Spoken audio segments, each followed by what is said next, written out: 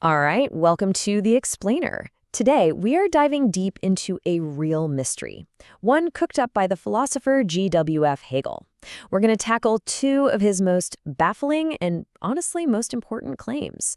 So get ready because this is basically a philosophical detective story. So, let's start our investigation with a question that, well, it's kept philosophers up at night for centuries. What does it actually mean to be a self? I mean, think about it. Is it your soul, your mind, just a collection of memories, or is it something else entirely? And right out of the gate, Hegel hits us with our first clue. And, it's a real head-scratcher. He says self-consciousness is desire itself. Wait, what? That sounds bizarre, right? How on earth can my awareness of me be the same thing as, say, wanting a cup of coffee? And he doesn't stop there. He immediately doubles down with the second part of the puzzle. He claims that this self-consciousness finds its satisfaction only in another self-consciousness. So, hold on. My own sense of self can only be fulfilled by someone else? Yeah, this is the mystery we're going to unravel today. Okay, so let's start digging. To really get what Hegel's talking about with these strange claims, we actually have to go back a step to his predecessor, the great Immanuel Kant, because Kant gives us our first huge clue. Your mind isn't a camera. Now, this was a truly revolutionary idea at the time. See, before Kant, a lot of philosophers basically thought the mind was like a passive camera, just recording whatever sensory information came its way. But Kant said, no. The mind is way more active than that. It's more like a judge. It's constantly taking in evidence, organizing it, and then making a ruling on what it is we're actually experiencing. And Kant had a name for this active, self-aware judging. He called it apperception. The easiest way to think about it is that little I think that can go along with all of your thoughts. So you don't just see a tree, you are the one actively taking it to be a tree. And this is key. It means that all consciousness is, in a way, self-conscious. You are always part of the picture.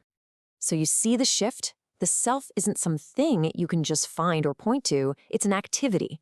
And that insight from Kant, that is the key that unlocks Hegel's first mysterious claim. Let's move on to our next clue. Okay, so Hegel basically takes the baton from Kant and just sprints with it. He thinks, okay, if self-consciousness is an activity, a constant taking of the world, then it's got to be a constant effort, right? We're always striving to make sense of everything, to pull our experiences together into some kind of unified whole, to feel certain about it all. And Hegel gives this fundamental restless striving a pretty radical name. He calls it desire. Now, we have to be super clear here. When Hegel says desire, he doesn't just mean you want a slice of pizza. It's way, way bigger than that.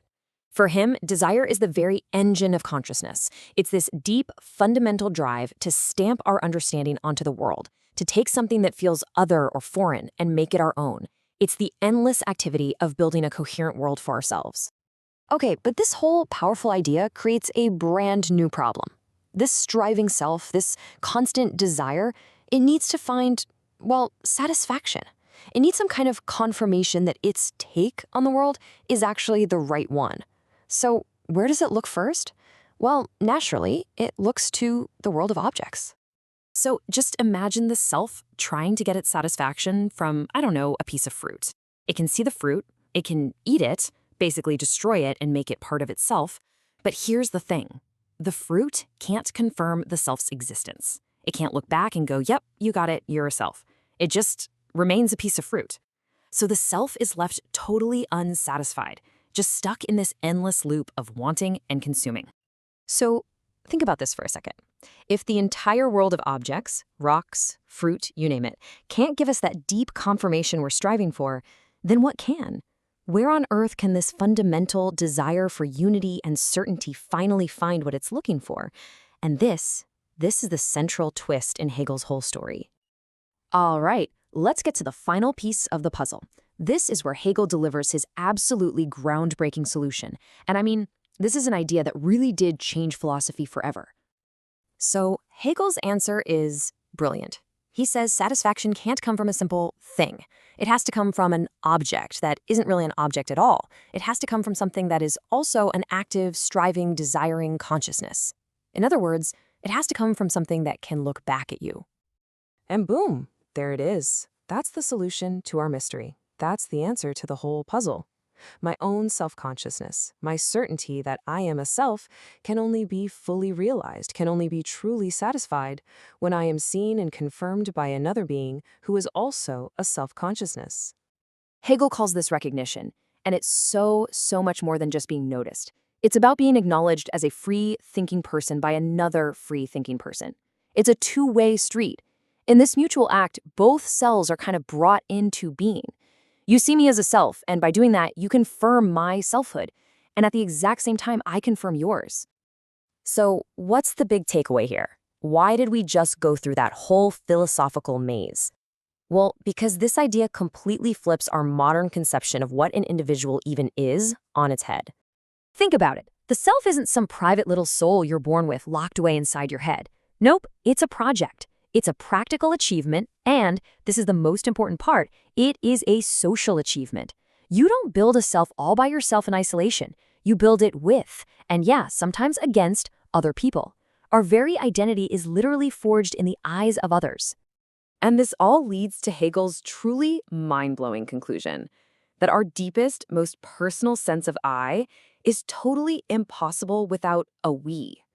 The individual and the community, they aren't separate things. They literally create each other. To be a self truly is to be a part of this shared world of mutual recognition. And that leaves us with one final and kind of heavy question. If our selfhood is built through the recognition we get from others, then what happens to a person or to a whole group of people when that recognition is denied or withheld? All of a sudden, Hegel's super abstract philosophy becomes intensely real. And you see that the struggle for recognition isn't just a philosophical idea, it's the very engine driving so much of our social and political worlds.